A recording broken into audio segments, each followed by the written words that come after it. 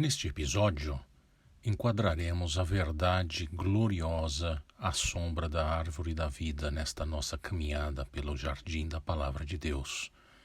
Vamos ao versículo 14 do primeiro capítulo do Evangelho de João.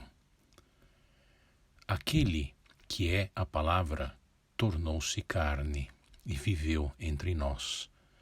Vimos a sua glória, glória como do unigênito vindo do Pai, cheio de graça e de verdade. Aqui João nos revela sobre a personificação da palavra, que já vimos nos versículos precedentes tratar-se de Deus. A palavra é o próprio Deus que desce ao mundo, na carne, como homem. Ao dizer que a palavra viveu entre nós, o apóstolo João quer que saibamos não somente que a palavra era 100% um ser humano, mas quer que saibamos também que ele, João, foi testemunha ocular disso. O apóstolo João diz ainda que a palavra é gloriosa, que a palavra é o próprio Filho de Deus, porque igual à glória de Deus não existe senão a glória do próprio Deus.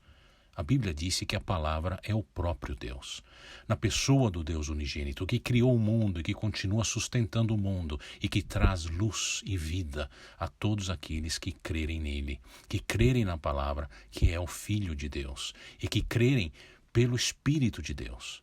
E daqui já conseguimos entender um pouco sobre o Deus Pai, Deus Filho e Deus Espírito Santo, que são as três pessoas do mesmo e único Deus, cada um 100% Deus, manifestadas em pessoas diferentes, a do Deus Pai, do Deus Filho e do Deus Espírito Santo, como a Bíblia nos ensina. É surpreendente que a palavra, que era Deus, não chega ao mundo como um furacão, com poder e força. Pelo contrário, João fala que a palavra veio cheia de graça e de verdade. Mas o que o apóstolo João quer dizer com graça e verdade?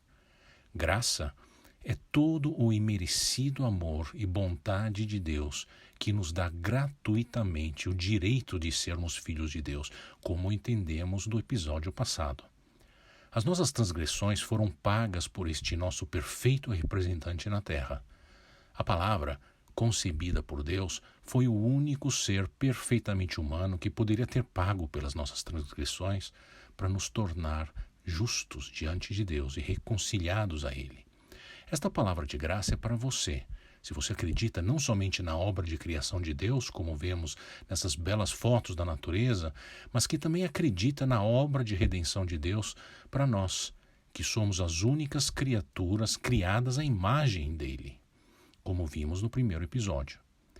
Essa obra de redenção que foi feita pelo sacrifício de Deus, que morreu na cruz e ressuscitou, como veremos em detalhe no final do Evangelho de João. Jesus Cristo é a palavra. Vimos que a palavra é graça. João 1,14 também diz que a palavra é verdade. Verdade. Por definição, não existem múltiplas verdades. Não existe a minha ou a tua verdade. A verdade é única. Só pode ser uma, por definição. A palavra provém, ou a verdade provém, de uma única referência moral absoluta, que é o próprio Deus. Por isso é que a Bíblia nos diz que a palavra é verdade. A palavra, que como já vimos, é o próprio Deus, é a verdade. Ela é a resposta para tudo o que buscamos. A verdade se encontra na palavra que é o unigênito do Deus Pai. Veja agora o que diz o João Batista, aquele que apresentamos no episódio anterior, no versículo 15 até o 17. João dá testemunho dele. Ele exclama: "Este é aquele de quem eu falei. Aquele que vem depois de mim é superior a mim, porque já existia antes de mim." João Batista diz aqui que não é ele a palavra é a pessoa a qual ele anunciava, que é naturalmente superior a ele, que existe desde a eternidade passada. Pois já vimos que a palavra aqui é sinônimo do Deus unigênito. Mas vamos ver os versículos sucessivos. Todos recebemos da sua plenitude, graça sobre graça. Pois a lei foi dada por intermédio de Moisés, a graça e a verdade vieram por intermédio de Jesus Cristo. Deus já tinha dado a sua graça no Antigo Testamento. Mas agora vemos que a sua graça em toda a sua plenitude, na palavra, ou seja, em Jesus Cristo. E no versículo 17 vemos que a boa lei de Deus, com todas as normas estabelecidas por Deus, é cumprida somente em Jesus.